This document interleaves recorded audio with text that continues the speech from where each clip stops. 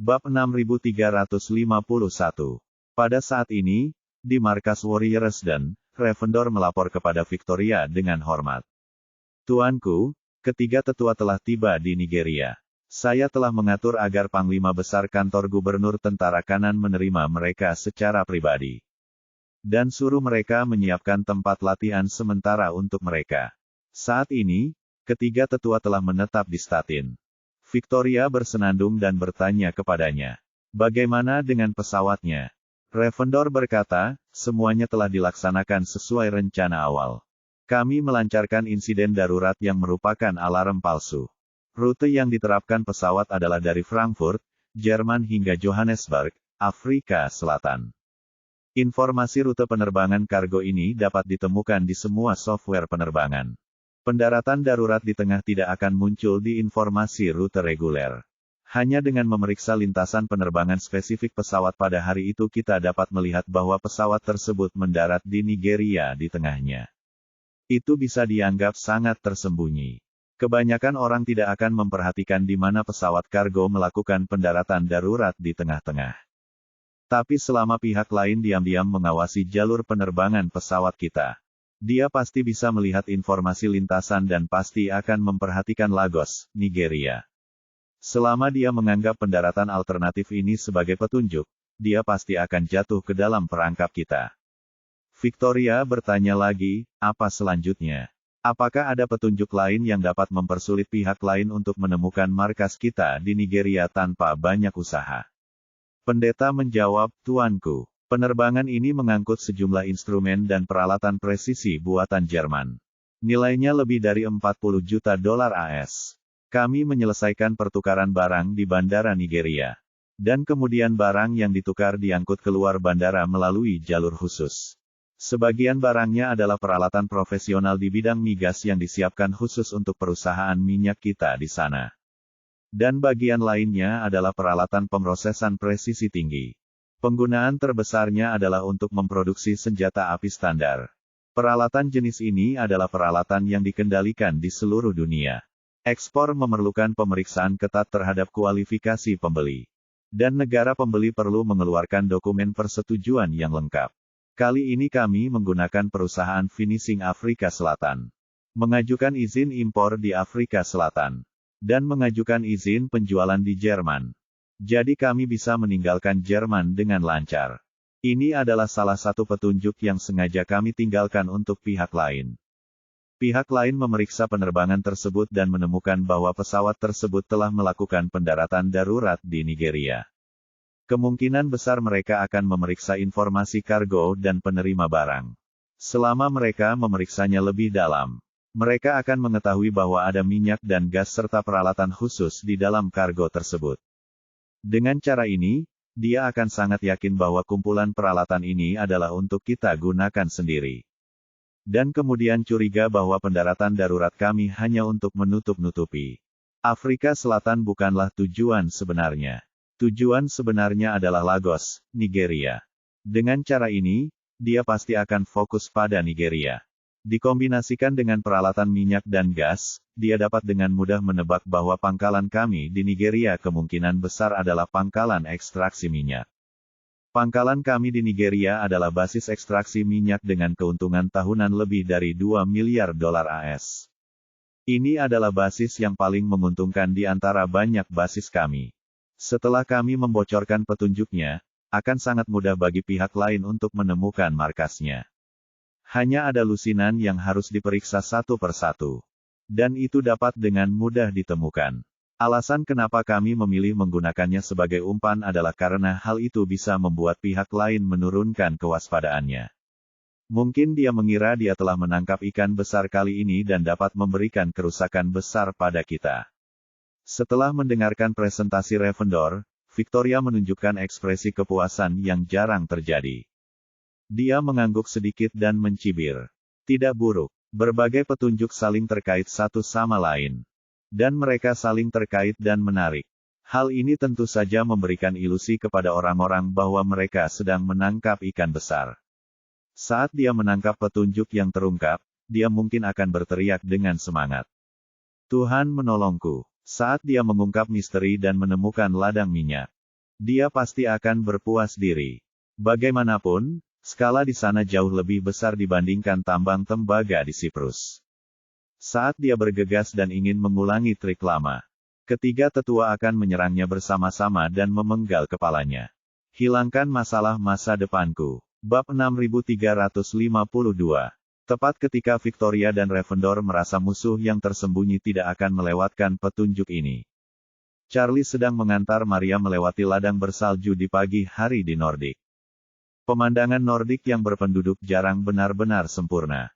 Kedua sisi jalan ditumbuhi pohon pinus dan cemara tinggi yang diselimuti salju tebal.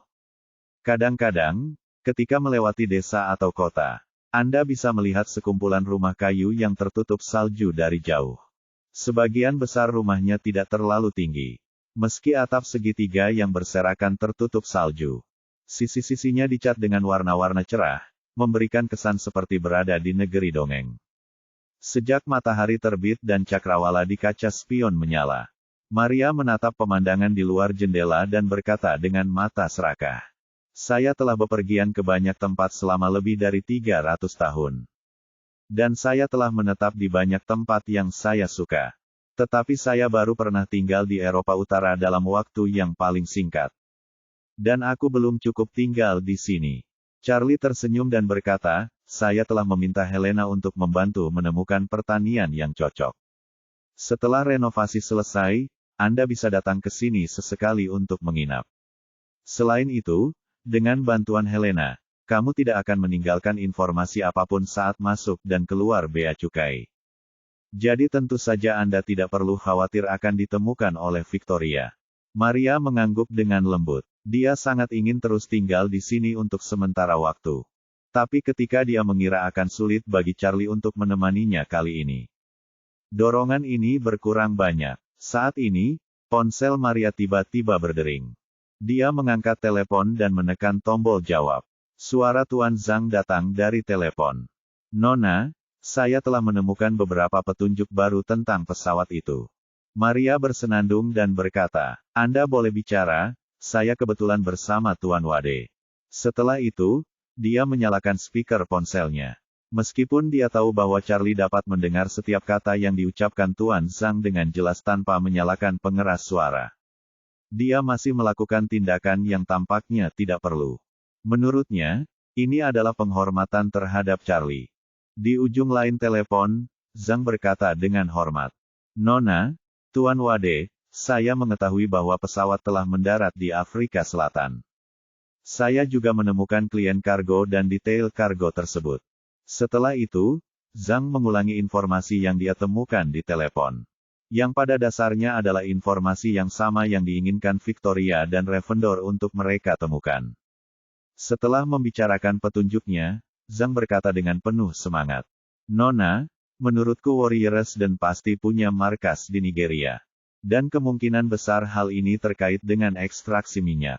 Jadi saya memeriksa perusahaan ekstraksi minyak dalam skala tertentu di Nigeria. Hanya ada lebih dari 20 perusahaan ekstraksi minyak dengan skala lebih dari 100 orang dan area ekstraksi yang mampu menampung ribuan orang. Di antara mereka, hanya ada 7 di dekat Lagos. Menurut saya pribadi, di antara 7 perusahaan ini, ada kemungkinan besar bahwa salah satunya adalah markas Warriors dan saya juga sudah verifikasi bahwa skala industri ke-7 perusahaan ini sangat besar. Dengan keuntungan tahunan minimal $1 miliar AS. Jika kita bisa menemukannya dan menghilangkan masalah selamanya, The Warriors dan juga akan kehilangan sumber pendapatan yang besar." Setelah mendengarkan ini, Maria memandang Charlie, lalu berkata di telepon, "Zhang, kamu melakukan pekerjaan dengan baik. Tapi Anda hanya bisa mengikuti petunjuk ini di sini, dan tidak perlu melanjutkan penyelidikan. Untuk menghindari penyelidikan, jika Anda tidak mengekspos diri Anda terlalu dalam, Master Wade akan menindaklanjutinya." Zhang tua berkata dengan hormat, "Baiklah, Nona, kalau begitu saya akan merepotkan Tuan Wade." Maria menutup telepon, memandang Charlie, dan berkata dengan serius, "Tuan, sekarang tampaknya Nigeria adalah korban yang digunakan oleh Victoria untuk memikat Tuan agar muncul. Mereka telah membuat pengaturan yang cermat, hanya untuk membuat guru mempercayainya. dan kemudian menghasutmu ke pintu secara langsung. Untuk memancingmu keluar, mereka bahkan menggunakan markas pasukan kematian yang sangat rahasia sebagai umpan. Sepertinya Tuan sekarang menjadi kekhawatiran besar bagi Victoria. Charlie mengangguk dan tersenyum, jika mereka ingin aku pergi, maka aku pasti tidak bisa pergi. Setidaknya tidak untuk saat ini. Jika aku bisa mengetahui pergerakan ketiga tetua di sarang prajurit. Setelah saya menyelesaikan markas mereka yang lain di tempat lain. Setelah saya dapat memastikan bahwa ketiga tetua telah meninggalkan Nigeria, saya dapat menyerang mereka lagi. Bab 6353. Saat Charlie mengantar Maria mengunjungi kembali kampung halamannya di luar Bergen. Ladang minyak di Nigeria di Afrika Tenggara. Sejumlah besar unit pompa sinar beroperasi 24 jam sehari di lahan yang luas. Seluruh dataran dipenuhi dengan sosok mesin yang berputar-putar. Serta deru berbagai mesin lainnya. Nigeria adalah produsen minyak terbesar di Afrika. Dan perekonomian minyak adalah andalan mereka. Ketika harga minyak internasional sedang tinggi, Nigeria pernah menjadi negara nomor 1 di Afrika. Tidak mungkin untuk mengatakan bahwa PDB-nya selalu menjadi yang pertama. Namun, tidak menjadi masalah untuk berada di posisi 3 besar karena produksi minyaknya. Ladang minyak di bawah komando Warriors dan telah beroperasi di lahan ini selama beberapa dekade. Itu diambil oleh Warriors dan melalui cara khusus setelah kemerdekaan Nigeria. Dan bisa menyumbang banyak keuntungan bagi Warriors dan setiap tahunnya. Ladang minyak ini memiliki laba bersih setidaknya puluhan miliar dolar AS setiap tahunnya. Dalam beberapa dekade terakhir, hal ini telah menghasilkan pendapatan tunai puluhan miliar dolar AS untuk Warriors dan jika dijual, bisa menguangkan puluhan miliar dolar AS sekaligus. Ada banyak sekali industri-industri dan pertambangan serupa di Warriors dan di seluruh dunia. Tapi tempat ini memang salah satu garnisun yang paling menguntungkan dan bernilai pasar. Saat ini, di platform teratas menara pengeboran yang menjulang tinggi di ladang minyak. Dua pria parubaya berdiri satu demi satu. Menghadap ke seluruh ladang minyak.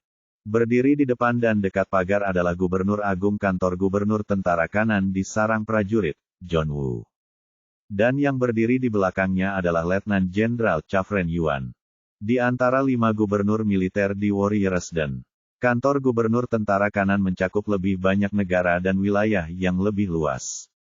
Kecuali seluruh Eropa kecuali Rusia, seluruh benua Afrika berada di bawah wilayah Kantor Gubernur Tentara Kanan.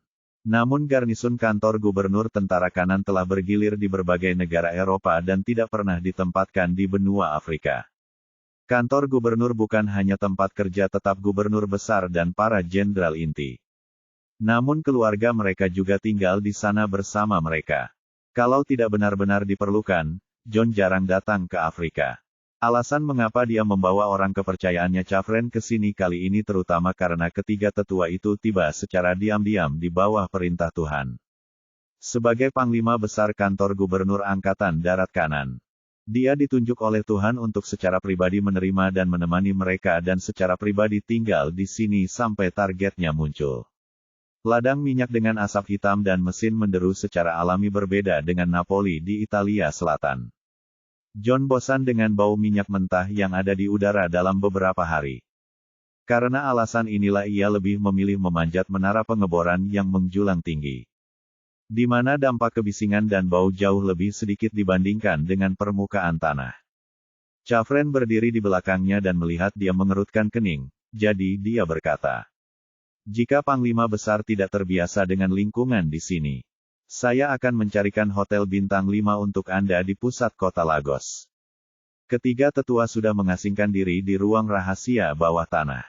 Saya akan mengawasi semuanya di sini. John menggelengkan kepalanya dan berkata dengan ringan, "Tuhan telah memberitahuku untuk terus memperhatikan seluruh proses dan tidak membuat kesalahan apapun. Jika terjadi kesalahan dan saya tidak ada di sini, saya tidak mampu menerima hukuman dari Tuhan." Chafren menunduk dan berkata dengan panik, "Saya tidak pengertian. Tolong hukum saya, Panglima Besar." "Lupakan." John melambaikan tangannya, menghela nafas, dan berkata, "Tidak masalah untuk bertahan selama beberapa hari. Tetapi ini benar-benar sebuah ujian yang harus dipertahankan untuk waktu yang lama. Saya tidak tahu apakah orang yang Tuhan tunggu akan datang. Jika dia datang, saya tidak tahu kapan dia akan datang. Chafren berkata, Panglima Besar, meskipun itu Tuhan, kami tidak tahu siapa orang itu atau di mana dia berada. Jika kita hanya menunggu seperti kelinci di dekat pohon. 3-5 hari, 3-5 bulan, 3-5 tahun, masih belum diketahui. John menghela nafas, karena Tuhan memintanya. Bagaimana mungkin kita, rakyatnya, tidak patuh? Tetapi Anda tidak perlu terlalu pesimis. Saat ini, semua garnisun diam, dan hanya petunjuk di sini yang terungkap. Selama pihak lain masih ingin terus menjadi musuh Warriors dan secara rahasia. Ini adalah satu-satunya tempat yang bisa dia kunjungi. Saya pribadi menyimpulkan bahwa target tersebut sangat mungkin tercapai. Petik 2. Chafren berkata lagi, hanya saja Tuhan memilih tempat ini sebagai umpan. Itu sungguh menyakitkan. Tahun lalu, tempat ini menyumbangkan keuntungan lebih dari $2 miliar AS ke kantor gubernur tentara kanan. Dan keuntungan yang diserahkan kepada Tuhan sebanyak $1.6 miliar AS. Ini adalah industri yang paling menguntungkan di kantor gubernur tentara kanan kami. Jika ada bahaya di sini, itu sama dengan kehilangan pabrik percetakan uang. John mengangguk, jika ketiga tetua benar-benar bertengkar dengan yang lain di sini. Saya khawatir ladang minyak ini akan hilang. Untungnya, kami memiliki banyak industri seperti itu. Meskipun sebagian besar dari mereka mungkin tidak sebesar ini. Ini masih sedikit. Kehilangan ladang minyak tidak berdampak besar bagi kami. Bab 6354. Chafren tidak bisa menahan diri untuk tidak berkata, Panglima Besar. Ada banyak cara untuk menghasilkan uang saat ini. Tidak menjadi masalah bagi mereka yang bekerja di industri teknologi untuk menghasilkan ratusan miliar dolar per tahun. Mengapa kita tidak mengembangkan bidang-bidang ini? John tersenyum. Meskipun Chafren adalah orang kepercayaannya. Dia tidak mengetahui rahasia yang hanya diketahui oleh keturunan keluarga Wu. Dia juga tidak mengetahui identitas sebenarnya dan latar belakang pemimpin besar Lord Victoria. Jadi, dia mulai berbicara, dalam 400 tahun sejarah Warriors dan para penguasa berturut-turut sangat menyadari kebenaran abadi. Apa yang disebut teknologi mutakhir dan tren populer dapat menciptakan banyak kekayaan dalam beberapa dekade. Tetapi untuk organisasi yang telah berdiri selama ratusan tahun, ini bukan sumber pendapatan jangka panjang dan stabil. Dalam sejarah, banyak orang, banyak keluarga, dan banyak perusahaan menjadi kaya secara tiba-tiba. Setelah memanfaatkan peluang, namun kebanyakan menjadi biasa-biasa saja karena tidak bisa memanfaatkan peluang berikutnya. Satu-satunya bisnis yang benar-benar dapat bertahan selama ratusan atau bahkan ribuan tahun adalah energi dan sumber daya. Ini juga merupakan kunci mengapa keluarga Rockefeller di Amerika mampu berdiri teguh setelah bertahun-tahun berkembang. Aset inti keluarga Rothschild, seperti keluarga Rockefeller, sebagian besar bergerak di industri energi dan sumber daya. Industri teknologi mungkin memiliki peluang tak terbatas dalam jangka pendek. Tetapi beberapa area mungkin akan segera tersingkir oleh teknologi baru lainnya. Kami para pejuang tidak memiliki keuntungan alami dalam bekerja di bidang ini. Siapa yang bisa menjamin kami akan selalu menjadi yang terdepan? Mungkin sedikit perubahan akan menyebabkan kita kehilangan semua uang kita. Anda menginvestasikan $100 juta dalam sebuah proyek teknologi, namun pada akhirnya, Anda mungkin tidak mendapatkan $1 juta pun kembali. Tetapi jika Anda menghabiskan $100 juta untuk berinvestasi di beberapa sumur minyak, kemungkinan besar ini akan memberi Anda pendapatan $1 miliar dalam 30 tahun ke depan. Inilah pentingnya stabilitas, dan ketahanan terhadap guncangan juga merupakan indikator penting. Jika besok terjadi perang dunia, saya tidak tahu apakah chip dan ponsel pintar masih bisa menghasilkan uang.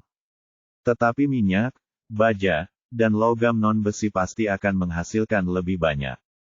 Meskipun Victoria adalah seorang wanita tua berusia hampir 400 tahun dan tidak memiliki pemikiran bisnis modern. Dia konservatif. Melalui pemahamannya tentang dunia selama bertahun-tahun, dia telah merumuskan konsep inti yang tak tergoyahkan untuk peta bisnis Warrior Resden, yaitu melakukan segala upaya untuk mengendalikan energi dan sumber daya sebanyak-banyaknya. Setelah menyaksikan revolusi industri dan perang dunia, ia tahu betul bahwa bagaimanapun perkembangan dunia, batu bara, minyak, dan gas alam akan tetap menjadi sumber energi utama untuk jangka waktu yang lama di masa depan. Tidak peduli bagaimana ilmu pengetahuan dan teknologi dunia berkembang, baik mengalami kemajuan atau kemunduran, baja, logam mulia, dan logam non-besi juga menjadi prioritas utama masyarakat industri.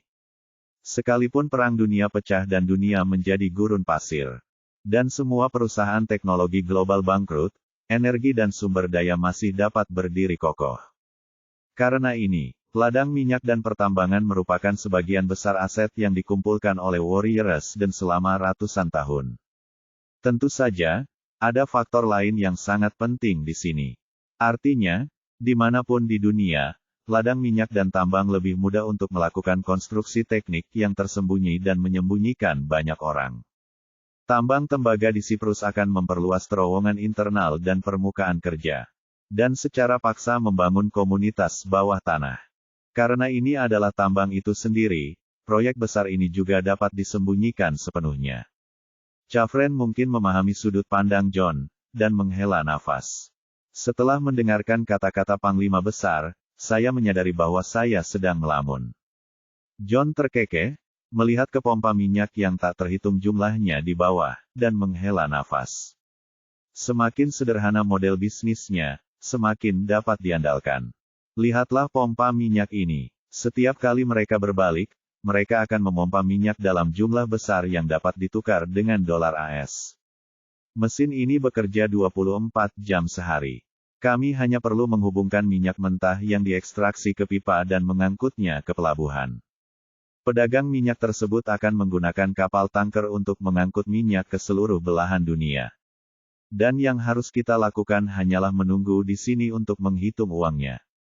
Kita tidak perlu khawatir tentang apa yang populer hari ini atau besok.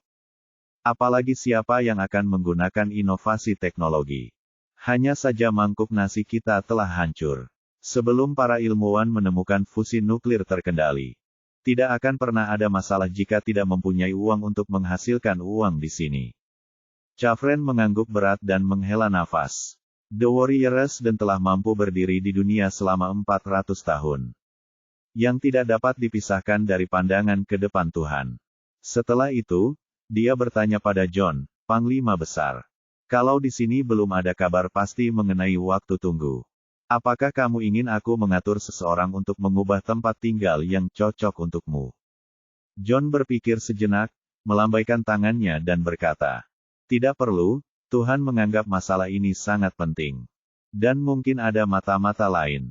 Sebelum musuh misterius itu muncul, Anda dan saya harus menunjukkan bahwa kita melakukan yang terbaik dan bekerja keras. Dan kita tidak boleh meninggalkan kesan bahwa kita tidak berguna bagi Tuhan. Bab 6355. Charlie menemani Maria di Bergen. Berhenti dan memulai, hingga hari gelap sebelum mereka mulai kembali ke Oslo. Dalam perjalanan pulang, Maria menyarankan kepada Charlie. Karena kamu ingin menunggu ketiga tetua Warrior Resden meninggalkan Nigeria dan kemudian melakukan serangan mendadak. Mengapa tidak bergegas dan menjangkau Nigeria dengan jaringan darat dalam waktu dekat? Ketiga tetua kemungkinan besar akan naik pesawat ketika mereka meninggalkan negara itu. Lakukan persiapan terlebih dahulu, dan mungkin Anda benar-benar dapat menemukannya dari orang-orang yang meninggalkan negara ini. Charlie mengangguk dan berkata, masalah ini harus dibagi menjadi dua langkah. Salah satunya adalah meminta seseorang pergi ke Nigeria terlebih dahulu dan membeli perusahaan mesin penjual otomatis yang sudah ada. Cara lainnya adalah mempercepat dan menyesuaikan sejumlah perangkat keras. Mesin penjual otomatis di Afrika yang beroperasi mungkin tidak memiliki peralatan pemantauan. Maria setuju dan berkata, menyesuaikan perangkat keras juga dapat dibagi menjadi dua langkah. Langkah pertama adalah menyesuaikan sejumlah peralatan pemantauan yang dapat dihubungkan ke internet. Yang bisa langsung digunakan untuk mengubah peralatan lama mereka. dan menggunakannya sesegera mungkin. Langkah kedua adalah menyesuaikan langsung mesin penjual otomatis baru, dan integrasikan semua fungsi yang Anda inginkan. Charlie memikirkannya dan bertanya padanya. Seharusnya tidak sulit untuk menyesuaikan peralatan pemantauan yang dapat dihubungkan ke internet, bukan? Ini sangat sederhana. Maria, yang berpengetahuan luas dan memiliki cadangan pengetahuan yang jauh melebihi Charlie, menjelaskan. Untuk mencapai permintaan ini, hanya ada dua modul, pemantauan dan komunikasi. Perusahaan pemantau terbesar di dunia ada di Tiongkok. Dan semua jenis peralatan pemantauan dapat ditemukan. Untuk komunikasi, kami juga memiliki banyak perusahaan besar terkemuka dunia. Dan perangkat kerasnya juga mudah didapat. Tiongkok memiliki rantai industri yang lengkap untuk kedua bagian ini. Selama Anda memikirkan kebutuhannya, Anda dapat dengan cepat mencocokkan pemasok perangkat keras. Banyak perusahaan pemantau bahkan memiliki peralatan pemantauan nirkabel berdasarkan jaringan operator. Beberapa berbasis Wi-Fi, dan beberapa bahkan tidak memerlukan Wi-Fi. Transmisi real-time dapat dicapai berdasarkan layanan data dari operator lokal. Kami hanya perlu meminta mereka untuk sedikit memodifikasi perangkat kerasnya dan mengubahnya menjadi mesin penjual otomatis yang sesuai. Charlie bertanya padanya, jika kita menggunakan solusi yang disediakan oleh produsen ini, lalu semua video pemantauan akan diunggah ke servernya terlebih dahulu, kan? Ya, Maria mengangguk dan berkata, berdasarkan solusi mereka, kami perlu menggunakan layanan cloud mereka. Ini tidak lebih dari gambar real-time yang diambil oleh kamera, yang dikirimkan ke server mereka melalui jaringan, dan kemudian dikirim ke terminal oleh server mereka untuk dilihat pelanggan kapan saja. Metode ini bisa kita gunakan untuk mewujudkan pemantauan terlebih dahulu. Dan kemudian biarkan teknologi kami menyinkronkan semua data video dari server mereka ke database model AI. Satu-satunya kelemahan adalah gambar pemantauan tidak dapat sepenuhnya bersifat pribadi. Tapi ini tidak menjadi masalah, karena pemasok ini harus menyediakan layanan data untuk perangkat dalam jumlah besar. Demi menghemat kapasitas server, mereka tidak akan secara aktif menyimpan data video pelanggan. Jika Anda ingin mereka membantu menghemat data, Anda harus membayar. Pada dasarnya tidak ada risiko kebocoran. Baik, Charlie segera berkata, kalau begitu saya akan membiarkan orang membeli semua perusahaan mesin penjual otomatis di Nigeria terlebih dahulu. Dan pada saat yang sama biarkan negara dalam negeri menemukan solusi perangkat keras. Untuk mewujudkan pemantauan bandara dan pelabuhan utama di Nigeria sesegera mungkin. Madagaskar, terletak di Tenggara Afrika, adalah negara kepulauan terbesar di Afrika. Pesisir barat Madagaskar memiliki garis pantai yang panjang dan dataran yang luas. Rumah kediaman Cheng Feng Su, lelaki tua dari keluarga Su, terletak di sini. Itu disebut rumah bangsawan, namun sebenarnya itu adalah padang rumput luas yang terbentang sejauh mata memandang. Dengan pohon baobab yang kokoh dan tinggi di mana-mana. Ketika Cheng Feng pertama kali datang ke Madagaskar, dia tidak terbiasa, tapi untungnya, dia tidak siap menyiksa tulang lamanya sampai mati. Dan mengizinkan Ziyu menginvestasikan lebih banyak uang untuk memperbaiki kondisi orang tua itu. Jadi Cheng Feng membeli lebih banyak tanah dan membangun villa milik bangsawan yang megah seperti istana. Dan benar-benar menjadi tuan tanah di Madagaskar.